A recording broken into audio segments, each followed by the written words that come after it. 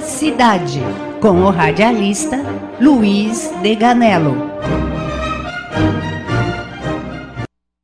Olá, ouvintes da Rádio Moarandu, estamos iniciando o programa Nossa Cidade, que tem a apresentação de Luiz Deganello, radialista e professor. Tudo bem, Luiz? Muito bem, muito obrigado. Um grande dia a todos. Iniciamos o programa Nossa Cidade, um programa que procura levar informações aos munícipes sobre tudo o que acontece na cidade, sua organização política, social, administrativa, direitos e deveres dos cidadãos. Nossa filosofia é a seguinte: se estivermos bem pessoalmente, se nossa cidade estiver bem, o Brasil estará bem. Inicialmente, os nossos cumprimentos a Beatriz Goldman, socióloga e fisioterapeuta. Então, queridos ouvintes, espero que vocês todos estejam ótimos e curtindo a nossa programação. E gostaria, por falar nisso, hoje o nosso tema é muito interessante e acredito que vocês terão muitas perguntas, muitas curiosidades a respeito de tudo que será abordado aqui. Então, eu vou deixar com vocês o meio de contato.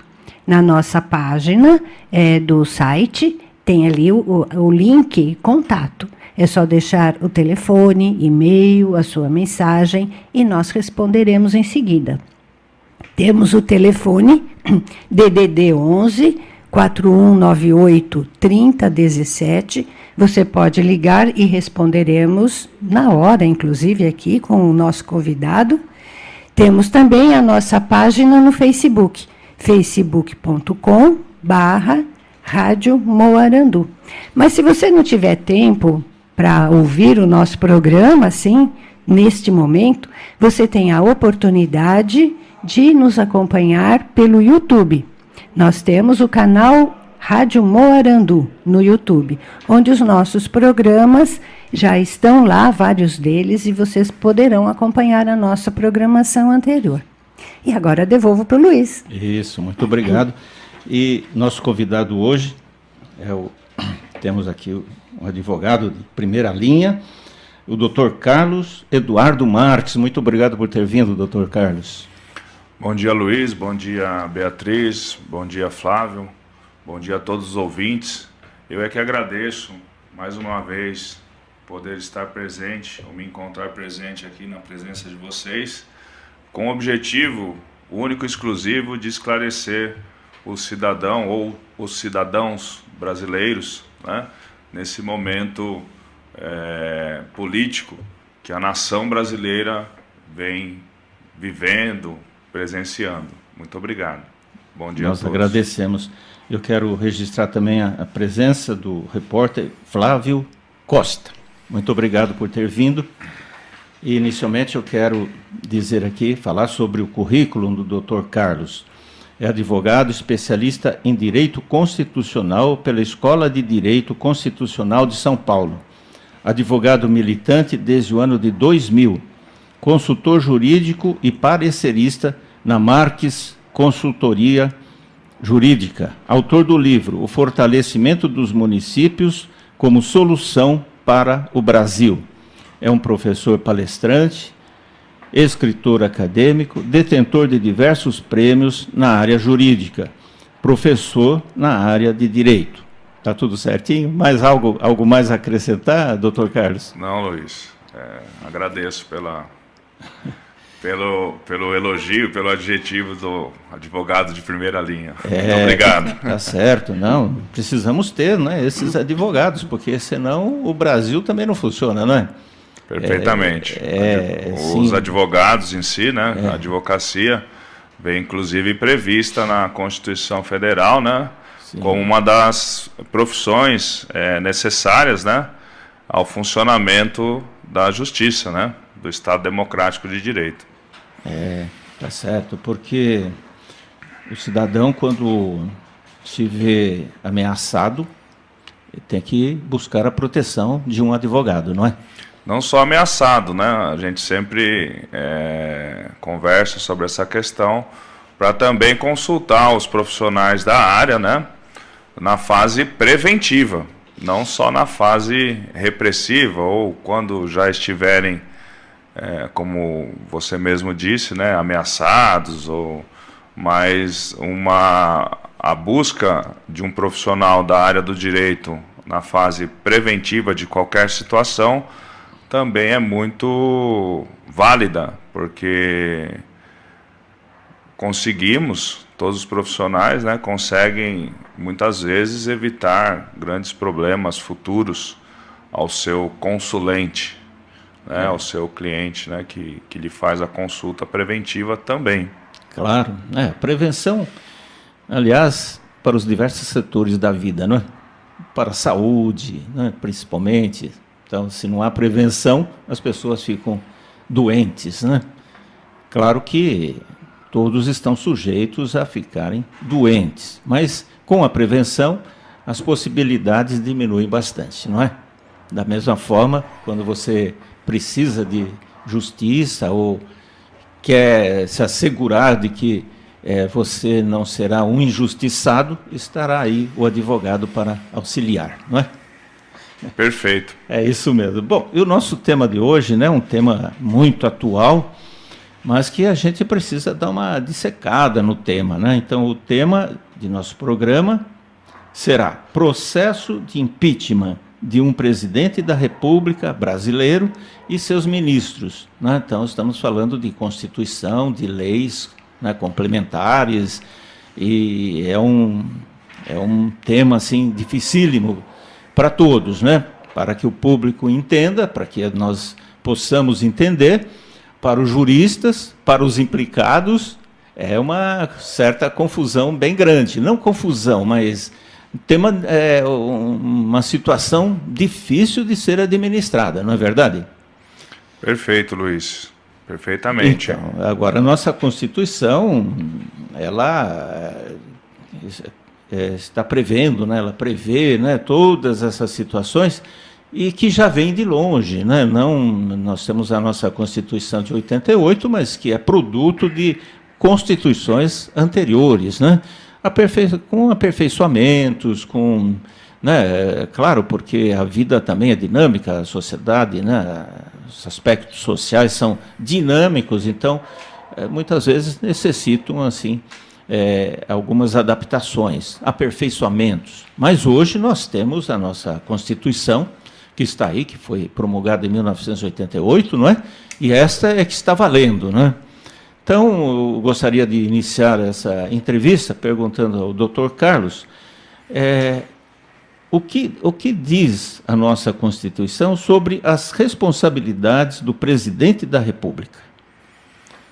Para iniciarmos assim, né, o nosso debate aqui.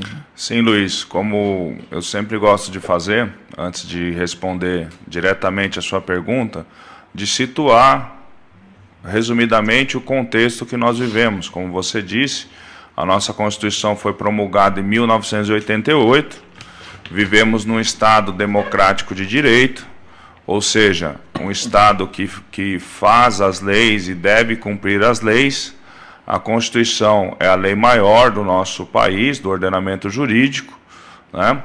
Vivemos também numa república, ou seja, república de coisa pública, e o nosso sistema de governo é o presidencialista. É o presidencialista, onde o chefe de Estado e chefe de governo, ambas as funções estão ligadas ao presidente da República. Então, quem for eleito presidente da República representará o Estado brasileiro no exterior, que é o chefe do Estado, externamente, né?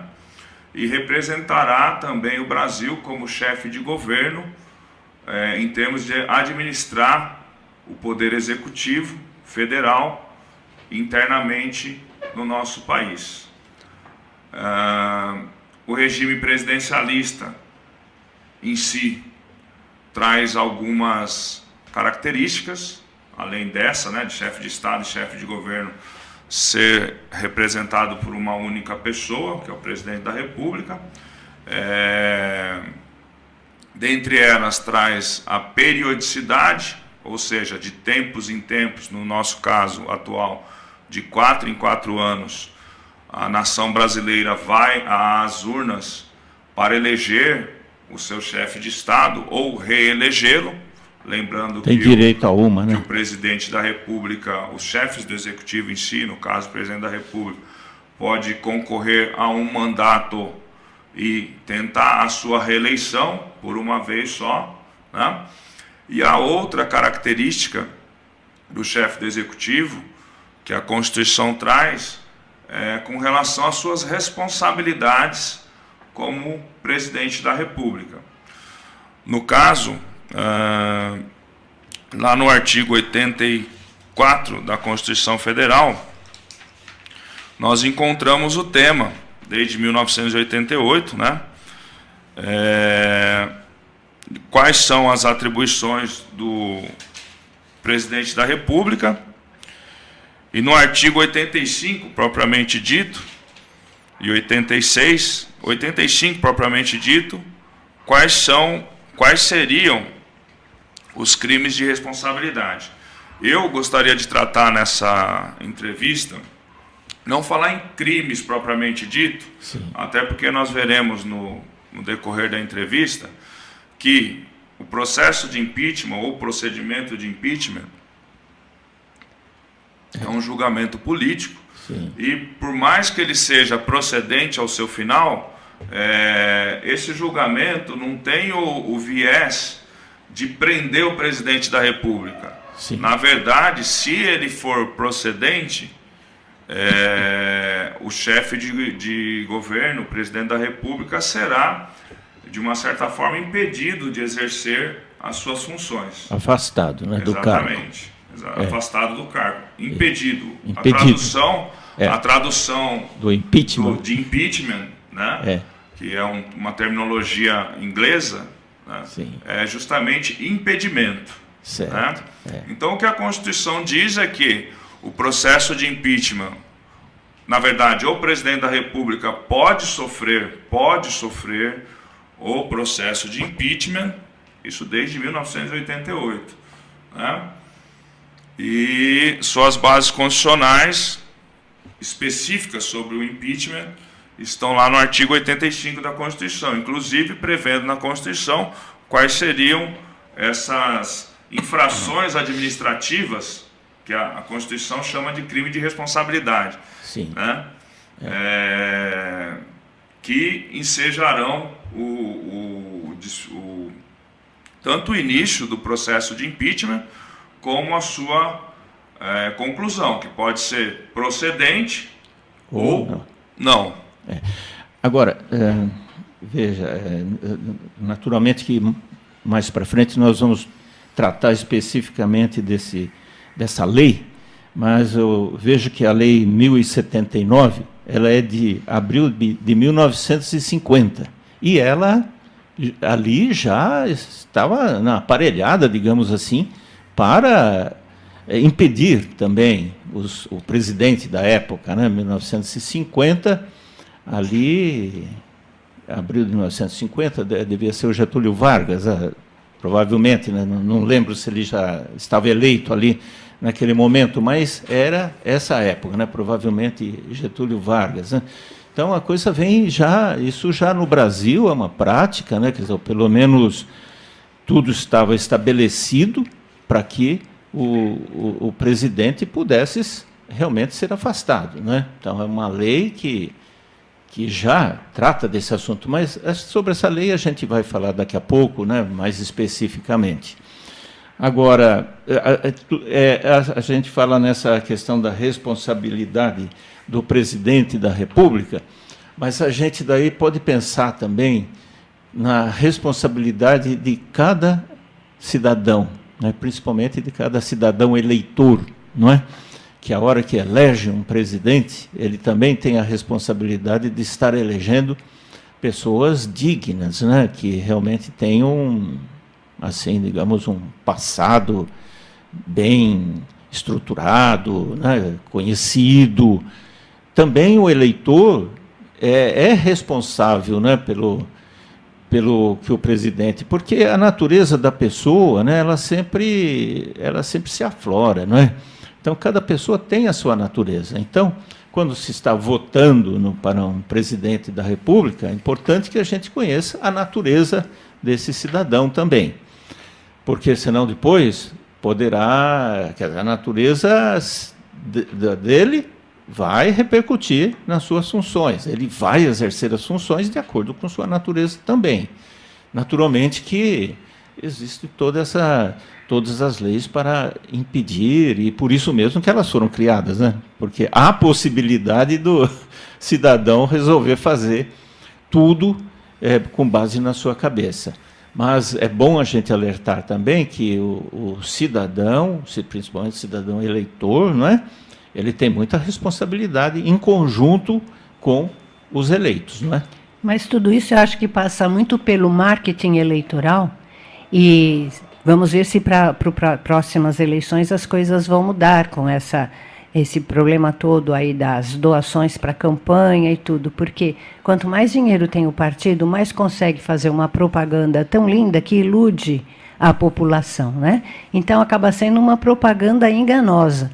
Aí o impeachment, no caso, vai funcionar como esses órgãos, né, de defesa do consumidor que vão contra a propaganda enganosa, seria mais ou menos isso? Porque eles enganaram a população, eles prometeram uma série de coisas, eles dizem que o governo vai fazer isso e aquilo com a empresa, com a indústria, com importação, exportação, enfim, na área econômica, na área da cultura, da educação, e no final não se vê isso. Então eles passaram também uma propaganda enganosa como de qualquer produto que se vai comprar e que não é aquilo que está sendo prometido. Então, o impeachment funcionaria mais ou menos assim, quer dizer, as pessoas precisam ficar mais atentas à propaganda, saber tirar o que é verdadeiro, o que não é verdadeiro, saber peneirar melhor, porque é a propaganda que leva a tudo isso, né? E não é de hoje, claro que não estamos falando especificamente só do momento atual do Brasil, mas já de outros presidentes, né, outros executivos de muito tempo atrás, né? Desde pegar a história da nossa República, todos os presidentes tiveram lá seus problemas, né, ligados a esse tema. Então, não estamos falando somente do momento atual, mas quando a Beatriz fala da propaganda, em todos os, né, momentos das nossas eleições, tivemos propaganda. E se elas foram enganosas, aí tem que se consertar essa situação também, não é? É verdade. O poder do marketing político, das propagandas políticas, eleitorais, ele influencia muito a decisão do povo brasileiro. Mas por que influencia? Porque o cidadão, de uma certa forma, se deixa influenciar. No caso, não tratando ainda de política, Beatriz, mas no caso do consumidor, que é muito vulnerável, digamos, também a essas propagandas, etc., ele só é influenciável quando ele se deixa influenciar ou quando ele não consegue tirar de uma propaganda o cunho real ou próximo da realidade que está incutido atrás dessa propaganda. Por isso que é muito importante, como o Luiz disse anteriormente, que nós sejamos, de uma certa forma, a nação brasileira, um pouco mais politizados, para podermos ter a consciência e as informações necessárias, informações nossas, né, do que de como funciona o governo, a administração pública, para não sermos tão facilmente influenciados e tomarmos as melhores decisões, principalmente na escolha dos nossos governantes. Com relação ao impeachment,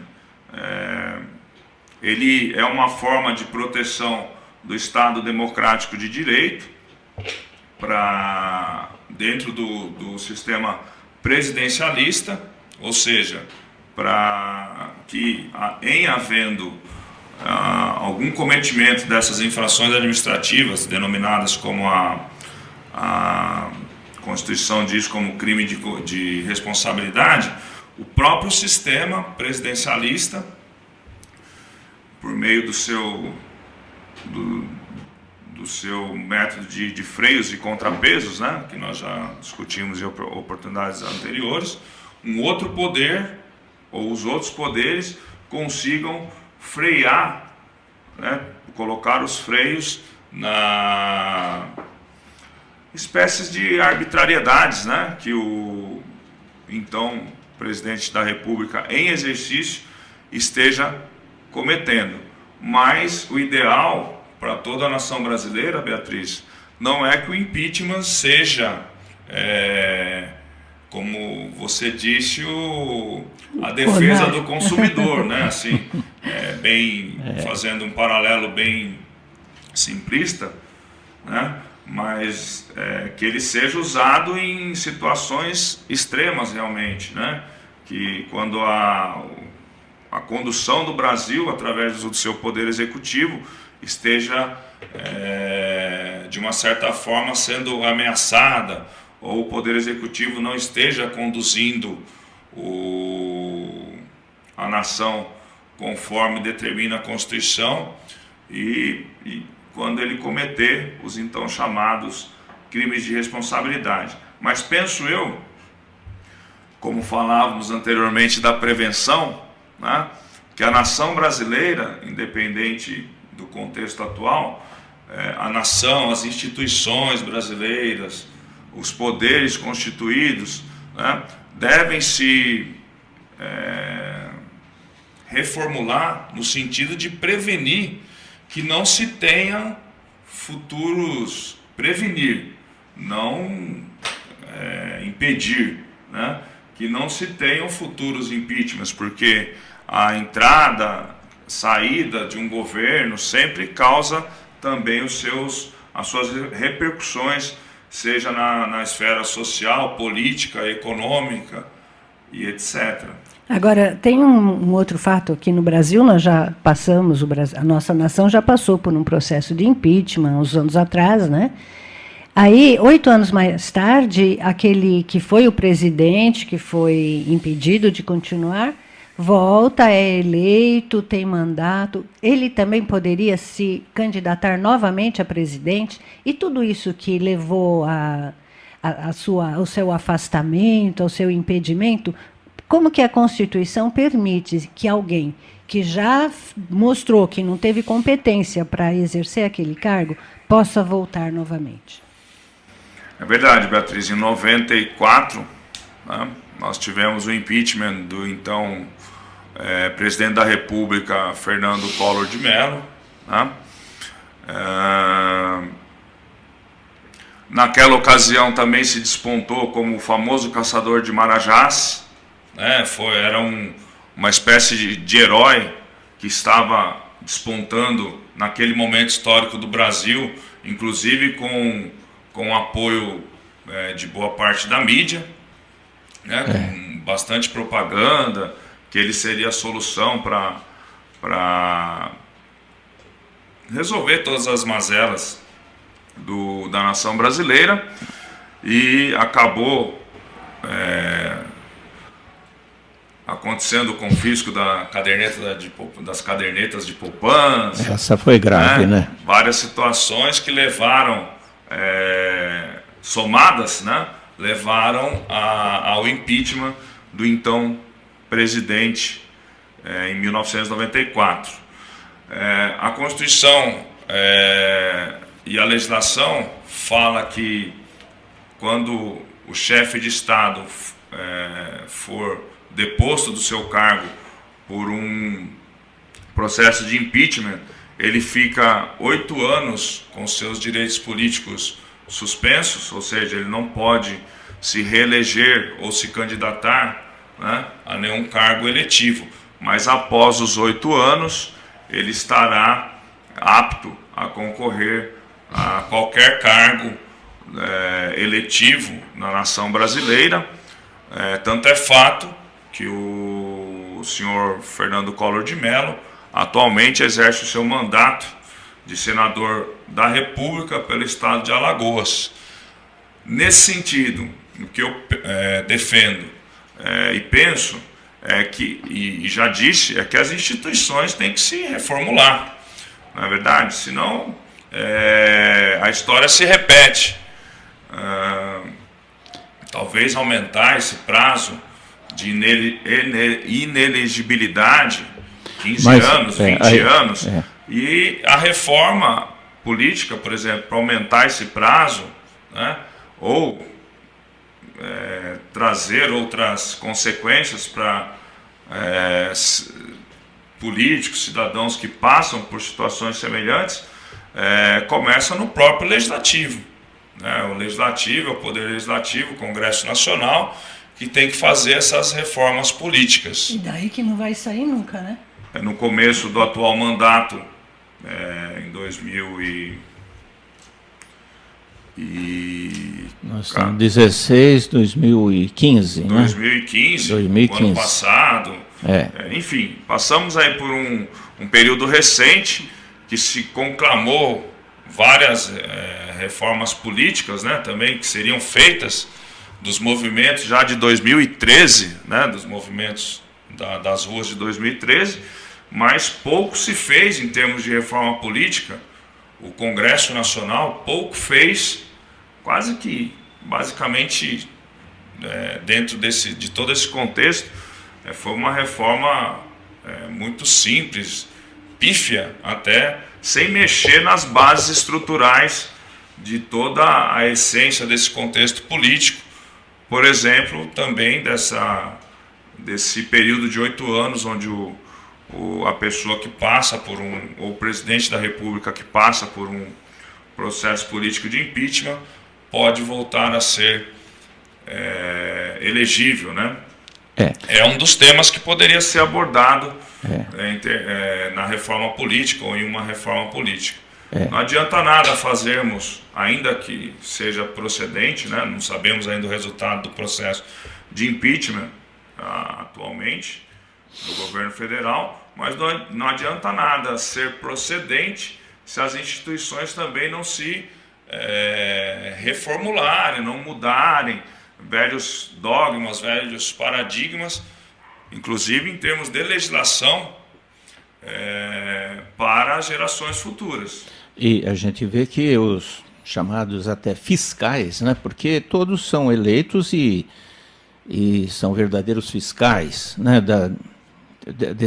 para esse controle das ações do Poder Executivo. Né? Você veja também que quanto tempo se passou e nada se levantou, só agora, né, depois, num segundo mandato da presidente, mas tivemos 2 mandatos anteriores, mais um agora, e tudo desemboca num determinado momento. E agora, essa fiscalização, não só agora, mas também que não foi feita no passado, ela deve ser constante, né, no dia a dia. Tem todos os instrumentos, né, os que estão no poder, né, legislativo, do judiciário ou executivo, tem os instrumentos para fiscalizar diariamente, né, porque daí aí entra a questão da prevenção também desses eleitos, né, e daí também essa questão dos 8 anos, você veja, como a gente havia falado, a responsabilidade do eleitor. Porque se um cidadão, né, que sofreu um impedimento ou saiu fora antes, renunciou para não ser impedido, por aí vai, outros se mataram, outros morreram e tudo mais, mas esse que, digamos, permaneceu aí, não é? A população toda sabe, né, o que ele fez. Na hora de votar, por isso que digamos, a luta pelas diretas já é também para que o povo se responsabilize por quem estará elegendo. Se já houve esse problema e ele ficou impedido durante 8 anos, todos nós, eleitores, sabemos que não devemos reelegê-lo, né, após esses 8 anos. Então, existe uma responsabilidade também dos eleitores, né? Para que não reconduzam um cidadão que já foi julgado e já se provou que isso não é possível, que ele não teria mais possibilidades para exercer novamente um cargo dessa importância. O povo também precisa estar bem atento, né, a isso. Agora, doutor Carlos, esse do artigo 85, é possível falar quais são os itens, né, de responsabilidade? Ele não é exaustivo. Não é, né? Nós temos a Constituição no artigo 85, prevendo o impeachment e traçando aqui alguns itens, né, do que seria, algumas condutas, de quais seriam os crimes de responsabilidade. Certo. Né? Mas nós temos aqui na Constituição Federal, por exemplo, o presidente da República atentar contra a existência da União, né, contra o livre exercício do poder legislativo, do poder judiciário, do Ministério Público e dos poderes constitucionais das unidades da Federação. Terceiro, o exercício dos direitos políticos individuais e sociais. Quarto, a segurança interna do país. 5, a probidade da administração, que nós já tivemos oportunidade de conversar. A probidade é a honestidade na administração pública. Certo. E a lei, contra a lei orçamentária e contra o cumprimento das leis e das decisões judiciais. Depois da Constituição Federal, como você disse, em termos infraconstitucionais, abaixo da Constituição, como uma lei ordinária, que nós chamamos do direito, nós temos a Lei 1079, de 10 de abril de 1950, que foi recepcionada pelo atual ordenamento jurídico brasileiro, pela atual Constituição Federal de 1988, né, com algumas não alterações da lei, mas interpretações atuais do Supremo Tribunal Federal, que dentro do Estado Democrático de Direito, inclusive sua função constitucional é ser, uma das funções, né, é ser o guardião da Constituição da República. Então, uma vez deflagrado o processo de impeachment atual, ele já foi acionado uma vez, né, para dirimir eventuais controvérsias que existam entre o atual texto constitucional e a lei abaixo da Constituição, datada de 1950, inclusive já se manifestando e resolvendo essa primeira questão constitucional. É uma verdade. Bem, como foi citado, né, nós tivemos um grave problema aí de confisco, né, da poupança no governo Collor, mas promovido até pela ministra da época, né? Zélia Cardoso, que naturalmente com o consentimento do presidente, porque senão ele teria que tomar, se não ele não soubesse, né, e uma coisa tão importante dessas, ele teria que, se ele não estivesse sabendo ou não tivesse autorizado, ele teria que punir a ministra, né? Então, os ministros também, eles estão também dentro dessa situação, né, constitucional, dessa situação de impedimento. Mas acho que agora, isso a gente pode, daqui a pouquinho vamos retornar, a gente pode voltar com esse tema, falando dos ministros, né, que também, porque os ministros são nomeados pelo presidente da República, né, e eles também têm seus compromissos e tudo mais, e podem sofrer essas penalidades. Então, assim que a gente retornar do intervalo, a gente pode falar sobre a questão do impedimento também dos ministros, né? Perfeito.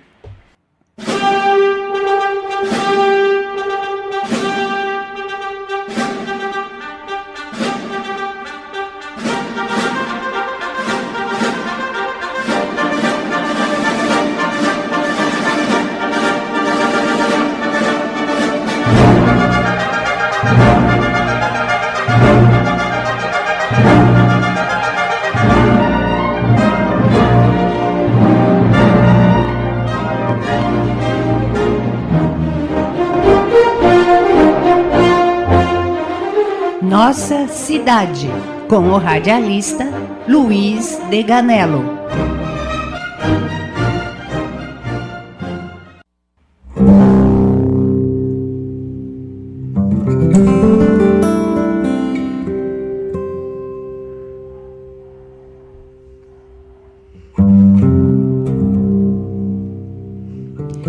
Venha conhecer a Clínica de Fisioterapia e Acupuntura Caminhos Alternativos, onde profissionais altamente qualificados oferecem tratamentos em ortopedia, neurologia, acupuntura, RPG e ainda aulas de pilates e aikido. Estamos em Barueri, Rua Brilhante, número 13, no bairro Jardim dos Camargos. Nosso telefone DDD 11 4163 4174. Visite o nosso site www.caminhosalternativos.com.br.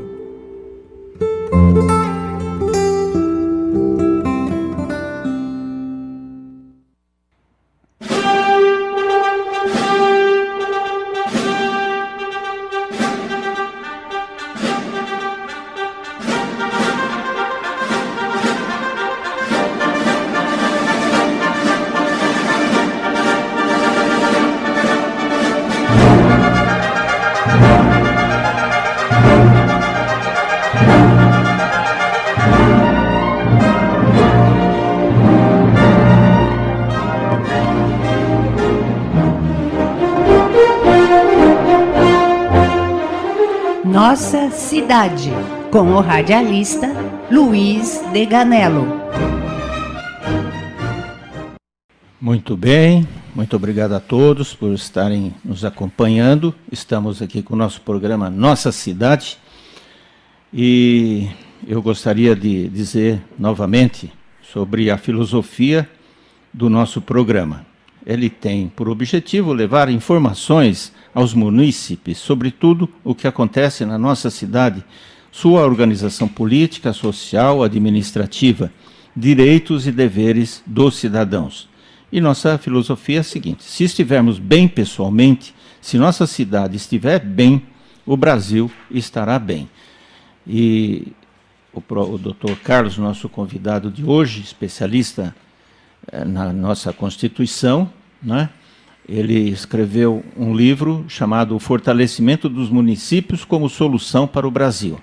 E nós devemos realmente começar pela nossa cidade para que esse Brasil, né, seja melhor para o futuro, para as novas gerações, e que seja realmente não só um país, mas uma verdadeira nação. Eu gostaria de pedir à doutora Beatriz que falasse novamente os nossos endereços para que todos os ouvintes possam acompanhar a nossa programação. Pois não, você pode começar deixando aí no próprio site, onde tem o link para contato, deixar aí sua pergunta, as suas mensagens, sugestões de pauta, perguntas para o Dr. Carlos Marques, e estaremos aqui à disposição para responder. Além disso, tem o telefone, aqui o DDD é 11, estamos no Brasil, São Paulo, e é 4198 3017. Tem também página no Facebook, facebook.com/Rádio Moarandu. E pode também acompanhar a nossa programação no nosso canal do YouTube. É só colocar canal Rádio Moarandu, acessando a página do YouTube, e você acompanhará programas anteriores que já estão ali registrados. É isso aí. Isso. Contamos com a presença de todos aqui em nossa rádio. Então, hoje nós estamos falando sobre um tema muito importante. Nosso convidado é o Dr. Carlos Eduardo Marques. Ele é um especialista em direito constitucional. É um tema muito atual, mas que vem percorrendo a história do Brasil já de muito tempo, né? Então, que é justamente o impeachment de um presidente da República. Então, eu dizia que os ministros também, eles podem sofrer esse processo de impeachment, Não é verdade, doutor Carlos? Perfeito, Luiz. Os ministros também podem sofrer processo de impeachment. E gostaria de deixar registrado que não é só o presidente da República que pode sofrer um processo de impeachment. São todos os chefes do Poder Executivo, Sim. Em nível federal, que, como falamos, é o presidente da República, em nível estadual, que são os governadores de estado, e em nível municipal, que são os prefeitos. Ambas as hipóteses previstas no nosso ordenamento jurídico brasileiro. O que é importante, como a gente defende que tudo pode se consertar a partir do município, não é? Então, nossos prefeitos também eles podem sofrer essas sanções. Né? Não é tão comum, mas já aconteceram vários casos. Né? Em alguns municípios, sim. Sim, alguns municípios. Isso realmente poderia ser uma prática mais constante, né? Porque se nós conseguirmos acertar a situação dos municípios, a gente estará consertando a situação do Brasil, né? Do país. Então, começa aqui. Aliás, nós estamos num período assim muito importante, que é um período de eleições municipais, né? 2016, que aí sim, então, já tudo isso que se falou a respeito da nossa Constituição, das prevenções, esse é o momento. Né? Se houve uma luta na época das diretas já, porque essa luta foi para transferir para os cidadãos, né, esse direito de bem escolher os seus dirigentes e de tirá-los. O próprio povo pode tirar esses dirigentes num momento como esse de eleições. Se os senhores prefeitos não fizeram um bom trabalho, troquem. Né? É o momento. Se os senhores vereadores não fizeram um bom trabalho, troquem. Eis o momento. Não é? Começa por aí. Mas, doutor Carlos, a gente então estava falando dos ministros, né? E os procedimentos são os mesmos, as responsabilidades são as mesmas dos ministros ou existem responsabilidades diferentes? Na verdade, os ministros são nomeados pelo presidente da República, pelo chefe do Executivo Federal, e aí vem, né, nessa escala decrescente, se é que podemos chamar, né, e os secretários de Estado são nomeados pelos seus governadores e os secretários de município dos municípios são nomeados pelos seus prefeitos. Né? Mas, na verdade, os ministros são verdadeiros secretários, assessores, né, dos chefes de executivo. Né? Então, estão quase que umbilicalmente ligados, né? E têm a mesma responsabilidade de tratar a coisa pública, de administrar o executivo, a nação brasileira, os estados-membros, os municípios, assim como os chefes do executivo. Por isso também a responsabilidade deles. Lógico que a do chefe do executivo é maior, porque assim como eu, se for proprietário de uma empresa, né, eu que elevo um determinado funcionário como diretor, né, como meu assessor, né, a responsabilidade do chefe do executivo, se é que podemos chamar, é maior do que a do ministro, mas o ministro está responsável ali por determinada pasta, por determinadas políticas públicas, né, que o chefe do executivo lhe incumbiu. Né, e na omissão do chefe do executivo em não perceber ou não tomar nenhuma medida no sentido de que esse ministro haja dentro dos ditames legais, constitucionais, né, também eles podem sofrer um processo de impeachment. Temos alguns ministros que têm os seus pedidos de impeachment já ajuizados, mas diante da gravidade política, econômica que o Brasil atualmente se encontra, logicamente, estão priorizando a questão do impeachment com relação ao chefe do Executivo Federal, né? Mas tem pedidos de impeachment também já de ministros. Daí que os chefes dos poderes executivos, aí o presidente, o governador, o prefeito, devem saber bem como escolher os seus auxiliares, né? Porque também existem muitas negociações políticas, entende? Bom, o ministro X será o ministro de tal área, porque o partido dele, lá o partido tem direito ao ministro. Não é bem assim também, não é? Quer dizer, os partidos não têm direito a ministro nenhum, porque é uma responsabilidade do chefe do Poder Executivo, não é isso?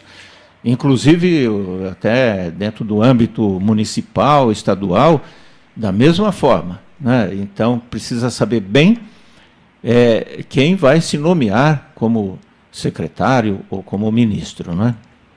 Perfeitamente, Luiz. E você tocou num ponto que eu acho muito interessante nós ressaltarmos.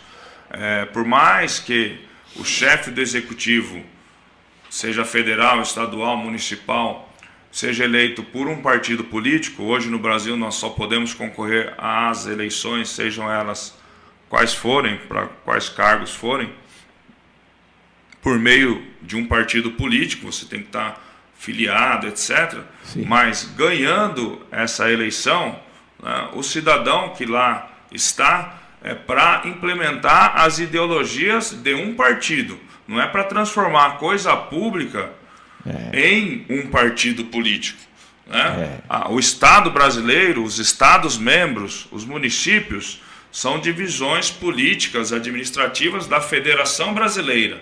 Mas, uma vez o partido X, Y ou Z administrando, seja um município, um estado ou a União Federal, né, ele tem que... O sistema é esse, não é que o Estado virou o partido X, ou o Brasil virou o partido X ou Y, ou o Estado membro virou o partido X ou Y, ou o município virou o partido X ou Y.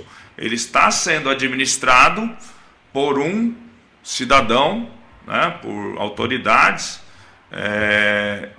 que foram eleitas por um partido, mas ele se encontra como chefe de Estado, chefe de governo, seja no âmbito federal, nos Estados membros como governadores, seja no âmbito municipal como prefeitos, para administrarem o Estado brasileiro, e não para transformarem o Estado brasileiro em um braço ou de uma entidade, ou de um partido, ou de uma associação, enfim, né, tem que se fazer, o cidadão, os nossos ouvintes, tem que ter essa informação, que tem que fazer essa distinção. Né? E eles se encontram lá, como a Beatriz disse, por que se tem as campanhas eleitorais? Para que cada candidato traga aos seus eleitores quais são as suas propostas de governo, né? Com certeza. Para debaterem e dizerem aos seus eleitores como eles enfrentarão os problemas que envolvem a nação brasileira dentro do cargo que ele está disputando. E a Beatriz pontuou muito bem no bloco anterior, infelizmente, na campanha se prega uma forma de como, se eleito, ele irá proceder ou irá enfrentar determinados temas. E, uma vez eleito, infelizmente, tudo que se disse, ou boa parte do que se disse na campanha eleitoral, não é colocado em prática. Mais uma vez, Luiz, Beatriz, eu acredito e defendo, né, que a reforma política também deveria vir nesse sentido, no sentido de colocar uma meta, né, para os candidatos, ou seja, para que eles tenham programas de governo, ou de governos, ou de mandatos muito bem definidos em suas campanhas, que se transformassem esses programas de governo em um documento oficial, eleitoral, depositado junto com a sua candidatura, e que, ao final do seu mandato, ele deveria ter cumprido, no mínimo, um percentual, 50%, 70%, das metas defendidas na campanha. Se não cumpridas, que sofresse uma espécie de sanção. Seria uma forma, Beatriz, inclusive, para coibir também propagandas enganosas, penso eu, ainda na fase preventiva. Porque se o candidato ele tem aquilo documentado e sabe que, uma vez eleito, se ele não cumprir um percentual do seu programa de governo, ele vai sofrer uma sanção, que pode ser inclusive um processo eleitoral, na justiça eleitoral, na justiça comum, para que ele se torne inelegível por 8, 10, 15, 20 anos novamente. É uma forma de prevenir, não é verdade? Uma das formas, não só esta, mas hoje eu vejo assim, nas campanhas, os candidatos, em todos os níveis, eles realmente prometem mundos e fundos, na linguagem popular, para serem eleitos, e uma vez eleitos, muitas vezes, ou na grande maioria das vezes, eles esquecem o que se comprometeram com seus eleitores nas campanhas e não implementam aquele programa de governo no qual o eleitor votou. Votou nele por quê? Porque ele disse que solucionaria tal problema dessa forma, que agiria dessa forma, e assim sucessivamente. Mas eu acredito também que a reforma política não sai, não acontece, porque não existe um controle nas reeleições. Então, o deputado ou o senador, ele pode, ou até mesmo o vereador, ele fica lá vitaliciamente, quer dizer, ele é sempre reconduzido, sempre reeleito,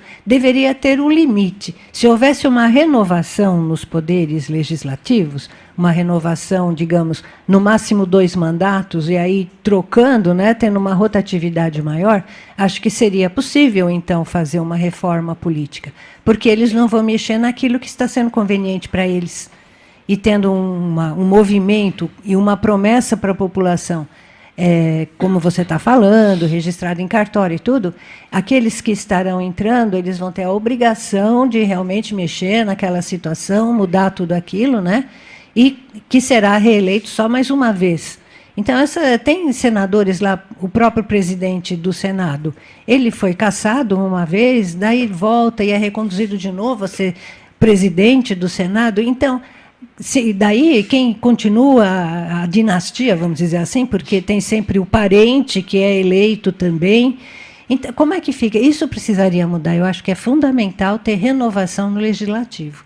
E que não se vê isso em nenhum dos poderes, nem no municipal, nem estadual, nem federal. Como já disse anteriormente, eu também defendo que os mandatos parlamentares, inclusive no legislativo, eles possam concorrer ao cargo, exercer um mandato, eleito, exercer um mandato, e o limite seria, no meu ponto de vista também, mais uma reeleição como chefe do executivo, né? Infelizmente, hoje, a legislação brasileira não coloca esse limite para o poder legislativo. A reforma política deve acontecer no Congresso Nacional, ou seja, quem faz as leis em nível federal é o Congresso Nacional, Brasília. Os municípios, os estados não têm competência, os estados membros, né, não têm competência para fazer reformas eleitorais, porque é de competência da União Federal com relação ao seu poder legislativo, Congresso Nacional. Então, penso eu, passando o Brasil por esse processo político que nós estamos, turbulento inclusive, né, independente de qual seja o resultado dele, né, os nossos parlamentares federais, Congresso Nacional, devem se debruçar, penso eu, arduamente e fazerem uma lei, uma reforma eleitoral minuciosa, né? para que situações semelhantes como a que você vem trazendo e trouxe, né, não ocorram.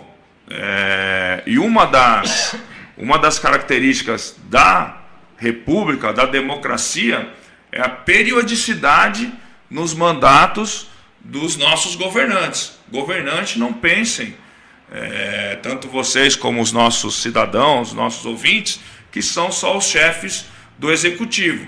O legislativo faz as leis para que o legislativo, para que o executivo as cumpra, né? Então, o legislativo também faz parte dos nossos governantes.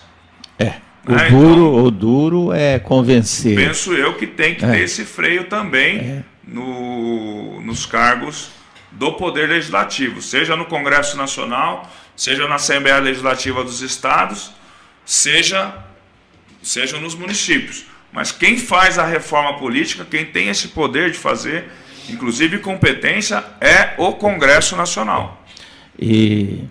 Mas veja você que isso não será muito fácil, né? Porque os deputados, senadores que já estão lá bem instalados, eles não vão querer perder essa mamatazinha aí, né? Quer dizer, se eles não vão criar uma nova legislação para que eles mesmos não possam ser reeleitos, né? Então fica meio complicado. Aliás, o judiciário também precisaria dar uma reformulada aí, muitas coisas, né? São os 3 poderes e acredito que nenhum desses poderes está a salvo, né, de mudanças, assim, de reformulações. O judiciário também precisaria se debruçar um pouco sobre as suas funções e tudo mais, para poder ter um aperfeiçoamento, não é? Porque a gente sabe também que também existem problemas no Poder Judiciário, né? Na verdade, o Poder Judiciário, para se ingressar na magistratura como juiz de primeira instância, todos os candidatos passam por árduos concursos públicos de 5 fases. Então, realmente é por conhecimento, por técnica e etc., né? E são alçados à segunda instância também, por merecimento, por mérito, etc. Então, são aspectos técnicos. Sim, mas acho e meritórios, né? Por mérito. Já nas instâncias superiores, nos tribunais, nas cortes superiores, STF, STJ, TST, enfim, os ministros que compõem essa corte ou essas cortes são nomeados pelo chefe do executivo federal, no caso o presidente da República, dizendo a Constituição que para ser ministro do Supremo Tribunal Federal basta ter reputação ilibada, né? Então, e no mínimo 35 anos, se não me falha a memória. São esses os dois requisitos, atributos: reputação ilibada e notório saber jurídico. Agora, só complementando, né? 35 anos, reputação ilibada e notório saber jurídico. Então, quer dizer, para ser um ministro hoje, com todo o respeito à Corte Suprema, o STF, o STJ, etc., né? Veja que o ministro que vai compor a corte mais alta de uma nação, da nação brasileira, não precisa passar por nenhum concurso público. Sua nomeação, de uma certa forma, passa pelo crivo político também. Não é verdade? Já tivemos notícias no nosso Supremo Tribunal Federal de pessoa, de quem exerceu, não numa história recente agora, a partir de 88, mas quem exerceu uma das funções como ministro não era nem da área jurídica. Então, muito... Deveria ser um plano de carreira, né? Até chegar lá. Bom, de qualquer forma, também fica... é uma proposta que também, uma discussão que também vira e mexe, vem à tona na sociedade brasileira, nos meios, nos bastidores da política, do Supremo, etc. mas só para termos também essa noção. O judiciário, até a segunda instância, ele é técnico meritório, digamos, por concurso público, né?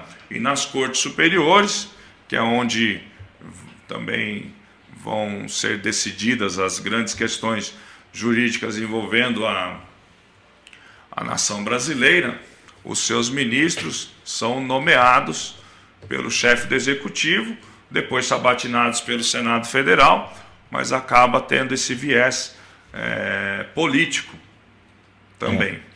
Bem, de qualquer forma, também fica a sugestão para se pensar num aperfeiçoamento do poder judiciário, não é?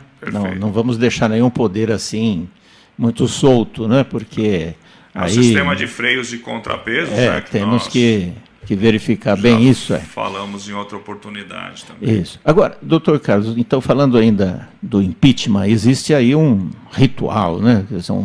Uma sequência de procedimentos para que se concretize o impeachment, né? E utilizando, inclusive, as determinações da lei, né? A Lei 1079, de 10 de abril de 1950, qual é a sequência, né? Dos procedimentos para que se chegue ao impeachment? Perfeito, Luiz. A representação para que se comece um processo de impeachment pode ser feita por qualquer do povo. No âmbito federal, deve ser feita na Câmara dos Deputados, dirigida ao seu presidente da Câmara dos Deputados, que, analisando o pedido de impeachment,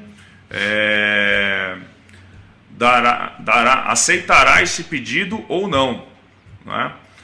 No caso atual, vários pedidos foram feitos. O atual presidente da Câmara dos Deputados arquivou vários, porque entendia não se encontrar presente os requisitos de admissibilidade, e acabou aceitando, no ano passado, o pedido efetuado por juristas, né? O pedido assinado pelo Dr. Hélio Bicudo, o Miguel Reale Júnior e a doutora Janaína, se não me falha a memória, 3 advogados que assinam a petição. Foi aceito, né? Sendo aceito pelo presidente da Câmara dos Deputados, forma-se então a comissão especial, que foi um dos temas que foi levado ao STF ano passado, porque ao formar essa comissão especial, o presidente da Câmara dos Deputados deu uma interpretação ao regimento que poderia ter a candidatura avulsa para essas comissões, e na verdade o Supremo entendeu que quem compõe essa comissão especial, num total de 65 deputados, são indicados pelos líderes dos partidos dentro da Câmara dos Deputados, né? Essa comissão foi formada na quinta-feira passada, foi já votada, referendada, ela já existe, né? E a partir da formação dessa comissão, o chefe do Executivo, o presidente da República, tem 10 sessões para apresentar a sua defesa perante essa comissão, que, posteriormente, essas sessões já estão sendo contadas. Sexta-feira já foi contada uma, tá? Então, no próxima semana, provavelmente, diante da agenda estabelecida na Câmara dos Deputados, para acelerar, né, a conclusão desse processo, seja ele procedente ou improcedente, né, teremos sessões de segunda a sexta, segundo o atual presidente da Câmara dos Deputados. Lembrando que sexta é feriado, vai ter mesmo assim? Não, feriado, dias úteis, né? Dias úteis, exatamente. Segunda a sexta, dias úteis. Nos dias úteis. Recebendo a defesa nessas 10 sessões, né? A comissão essa comissão especial apresentará um relatório que será levado à votação em plenário da Câmara dos Deputados. Para que o processo continue, o processo de impeachment continue, 2/3 da Câmara dos Deputados, que é composta por 513 deputados federais, certo, devem se manifestar favoráveis ao processo de impeachment, à continuação do processo de impeachment, independentemente do que constar nesse parecer. Se não houver os 2/3, o processo é arquivado. 2/3 são 342 deputados, é isso? 342 deputados, exatamente. Certo. Bom, se for arquivado, a vida continua, né? O atual presidente continua governando, etc. Já está determinado que serão votos abertos. Votos abertos. Não serão secretos. Não serão secretos, tá? Bom, mas se não for arquivado, aí vai para a segunda Câmara, que é o Senado Federal. Sim. Né? E aí... Agora, a partir do momento que, se for realmente aceito ali pela Câmara, então, antes, aí, digamos, o presidente ou a presidenta, então, já está fora temporariamente da presidência, não é? Na verdade, não, Luiz. Não? Na verdade, foi essa grande inovação ou interpretação que o Supremo Tribunal Federal trouxe agora para o atual procedimento de impeachment. Tá certo. Eu sei que o tempo já está se temos escoando, temos tempo. Mas na época do Fernando Collor de Mello, e a grande questão que foi levada ao Supremo decidir, é que no artigo 51 da Constituição Federal, diz que compete privativamente à Câmara dos Deputados autorizar por 2/3 de seus membros a instauração do processo de impeachment. Né? E que foi o que aconteceu na ocasião do então presidente Fernando Collor de Mello. Mas era um momento histórico que toda a nação brasileira estava, e todos os setores da sociedade estavam convictos que realmente o caso em 94 era de impeachment. Trazendo à tona essa discussão também para o Supremo Federal, a Câmara dos Deputados levando essa discussão para o Supremo Federal, ele deu essa interpretação atual, que mesmo tendo os 2/3 da Câmara dos Deputados favoráveis ao procedimento de impeachment, ao chegar no Senado Federal, o Senado Federal tem que referendar a decisão da Câmara dos Deputados, da primeira casa, por maioria simples, para que o processo continue. Maioria simples dos seus membros, ou seja, são 81 senadores, maioria simples, 41 tem que votar a favor. Dá 40,5, quer dizer, aí como então, é que... aí na teoria 41. Das maiorias, não tem meio senador, arredonda para o próximo número inteiro. Então seriam 41 senadores. Exatamente. Podem decidir, né? Pela continuidade. Continuidade. Seria uma espécie de referendo do Senado Federal, sim, pela continuidade do processo de impeachment. Mas aí ainda não está impedida.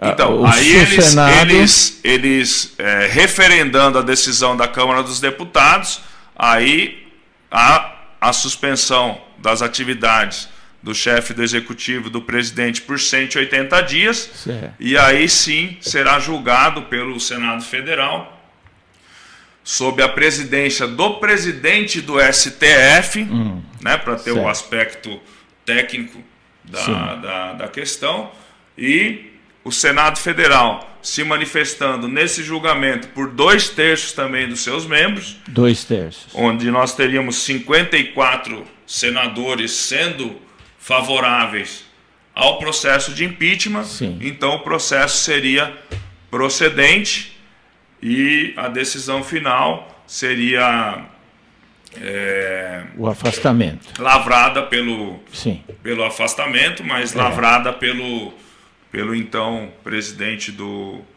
STF, que preside essa sessão de julgamento de impeachment no Senado. Tá certo. É uma Perfeitamente. trajetória, digamos, Ainda Isso tem leva- bastante, tanto extensa. Várias etapas ainda. etapas a serem vencidas, E exatamente. isso leva um bom tempo também, né? Acho que só esse processo inicial das 10 sessões que é o mais rápido. Tudo tem prazo, né? Eu acredito que nesse primeiro semestre seja resolvido. Até porque eles entram em recesso também, né? E a nação brasileira, infelizmente, do jeito que se encontra, ela clama, a sociedade brasileira clama por uma solução. Ou que sim, Tem que ter ou que não. Ou que uma o processo decisão. seja procedente, ou que não seja. Sim. Deve ter uma decisão mais célere possível. Lógico, a celeridade não pode atrapalhar O resultado. na verdade, outros dogmas de processo, que é o contraditório, a ampla defesa, Sim, etc. tem toda a defesa, não é? Penso eu que, superadas essas questões da Câmara, o referendo do Senado, também tudo deve ser muito rápido. Rápido, não Mas atropelando Porque se tem o devido 180 processo dias. legal, a ampla defesa. 180 e tudo dias mais. de afastamento seria, digamos, o tempo que tudo isso levaria? 180 dias o presidente é afastado preventivamente, né, Passa- transitoriamente passa, das suas funções. Quem assume interinamente nesses 180 dias é o vice-presidente. Né? Tanto é que, se não for julgado nesses 180 dias, o presidente, mesmo tendo o processo em andamento, não sendo concluído, o processo de impeachment, ele retoma. retomou e acabou, né? Porque, Retoma as suas funções. É. Né? E o processo Continua, até ter o seu desfecho. Mas aí, doutor Carlos, acho que até o final de 2018 teremos uma conclusão assim ou não? Não, com relação ao impeachment, Luiz, eu acredito que no primeiro semestre desse ano esteja tudo definido, ou de forma procedente ou improcedente. Claro, Né? tudo é Porque, possível. no meu entendimento, a nação brasileira não consegue esperar mais por essa decisão. Então, agora, todas tudo essas deve ser decidido no primeiro semestre de 2016. essas decisões regimentais, digamos assim, elas não servem somente para esse caso específico, mas elas passam a valer a partir de agora para todo o futuro, para todos os futuros presidentes, né? Quer dizer, entra um novo presidente, se acontecer novamente, todas essas mudanças estarão valendo, não é? Quer dizer, não são modificações somente para este caso atual, mas servirá para sempre, não é? Na verdade, com relação à tramitação do processo, Luiz, ele foi, de uma certa forma, adaptado por uma decisão do STF. Certo. Nada impede que, em um futuro mandato de outro presidente, ou quando a nação brasileira se ver novamente enfrentando um outro processo de impeachment, em outra fase histórica, etc., a Suprema Corte não venha a mudar o seu entendimento com relação ao tema.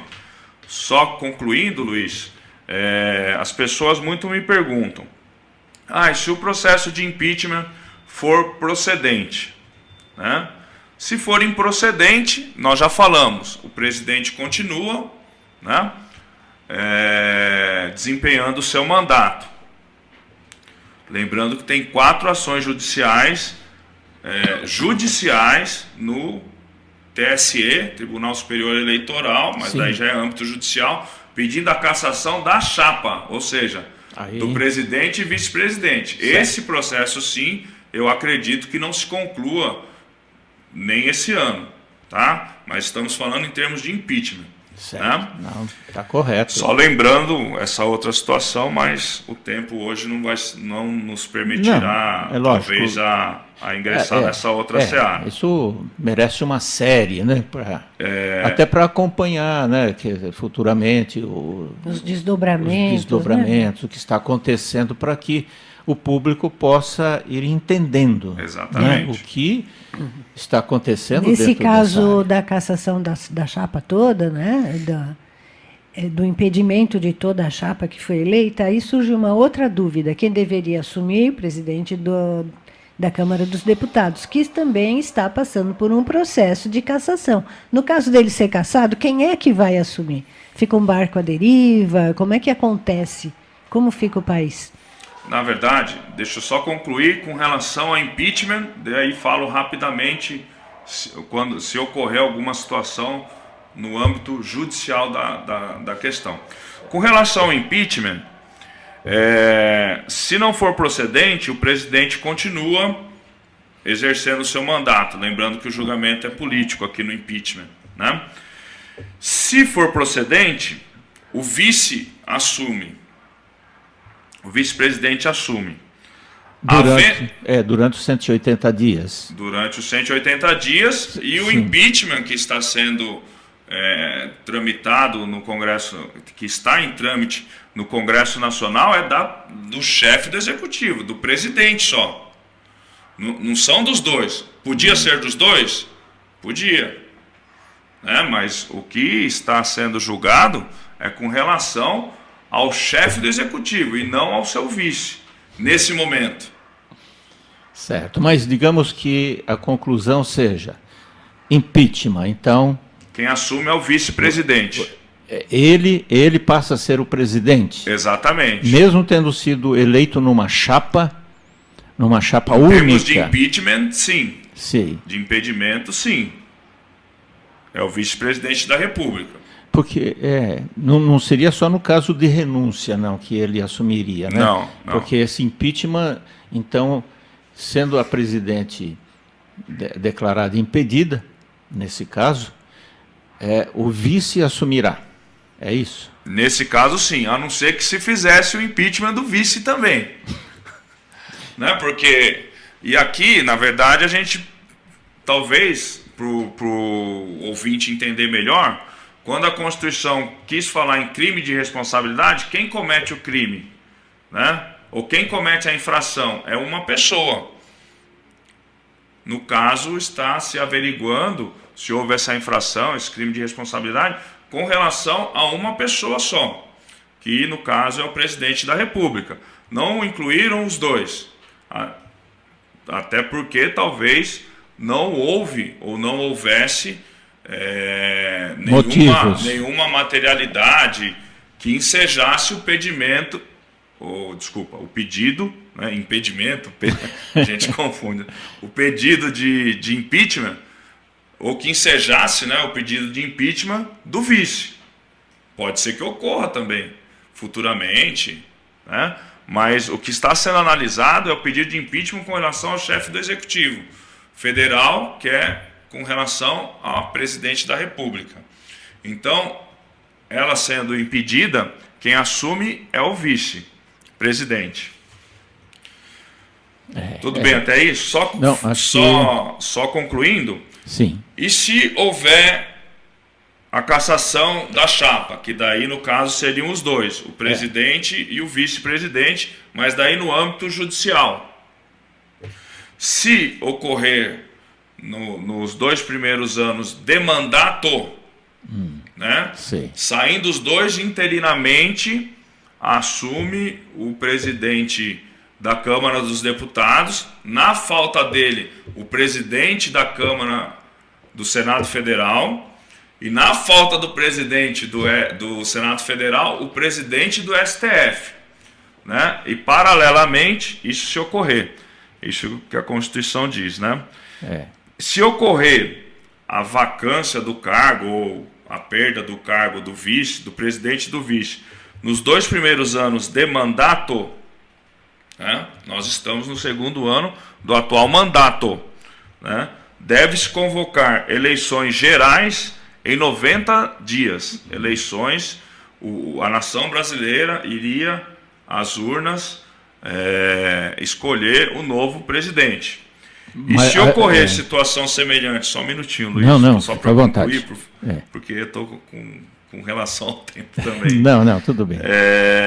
E se for nos 2 últimos anos, Beatriz, né, do mandato, aí será feita uma eleição indireta, ou seja, o Congresso Nacional elegeria um novo presidente num prazo de 30 dias. Isso só para completar o tempo que falta desse mandato. Para os 4 anos de mandato, exatamente.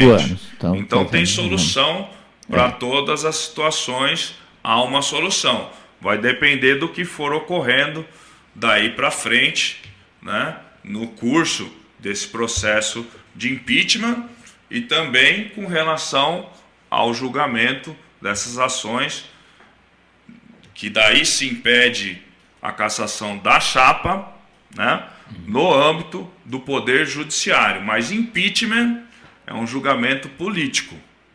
Certo. E nada impede que a pessoa ou o presidente que sofra o impeachment também futuramente venha a ser condenada pelo Judiciário em um processo judicial. Certo.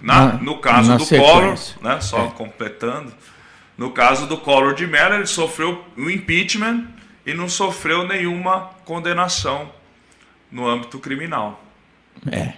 Bom, acho que deu para esclarecer bem, não é? Naturalmente que não é um tema que se esgota num só programa. Podemos retornar com esse tema futuramente, né, até para analisar, digamos, as sequências, né, desse processo. Acho que valerá muito a pena. Perfeito. Eu me encontro à disposição, sempre que possível, em tentar colaborar com a nação brasileira, claro, com os eleitores, esse é o objetivo, com a sociedade, né? Então.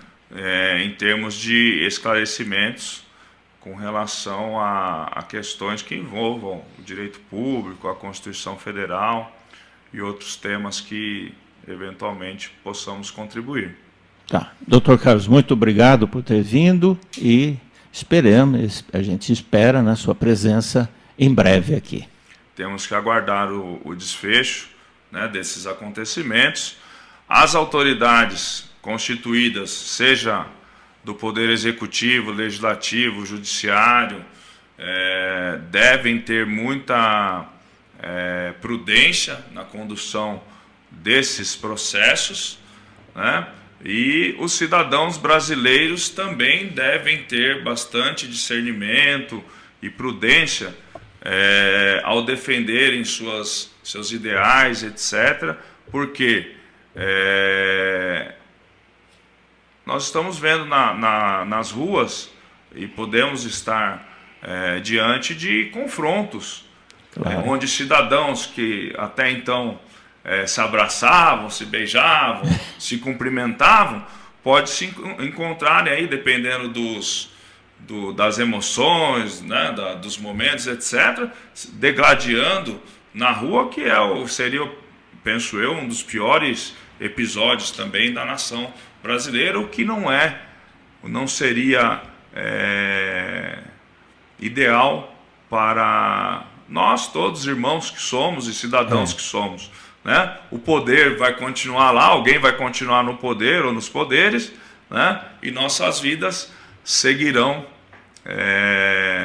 diariamente, né? Temos que acordar todo dia, trabalhar, né? Fazermos tudo que nós... Recolher impostos, recolher tributos para o Estado. Isso que é difícil, né? Então, pediria nesse momento que tanto as autoridades competentes ajam com o máximo discernimento possível, os envolvidos, né?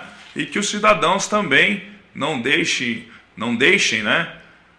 Lutar sim, lutar, mas no bom sentido, lutar por um Brasil melhor, não no sentido de guerrear, né? Claro. No sentido de conclamar, de pedir, fazerem suas manifestações, mas de forma pacífica, como nós estamos vendo até então, que as manifestações, tirando um incidente ou outro, e, né, milhares de pessoas nas ruas pode ocasionar, mas não são incidentes assim que tiraram vidas de ninguém, ainda bem. Fazerem suas manifestações, mas de forma pacífica, bonita, organizada, como cidadãos que somos, independente de qual seja a sua ideologia política e partidária. Sem fanatismos, né? Sem fanatismos extremos, exatamente. Doutora Beatriz, obrigado. Eu aqui agradeço, foi uma excelente aula. Imagina. Muito obrigada. É um professor, não é? Então, só pode ser uma excelente aula mesmo. E muito obrigado ao nosso ouvinte. Esperamos que nossos ouvintes esperamos que estejam conosco em nosso próximo programa. Até lá.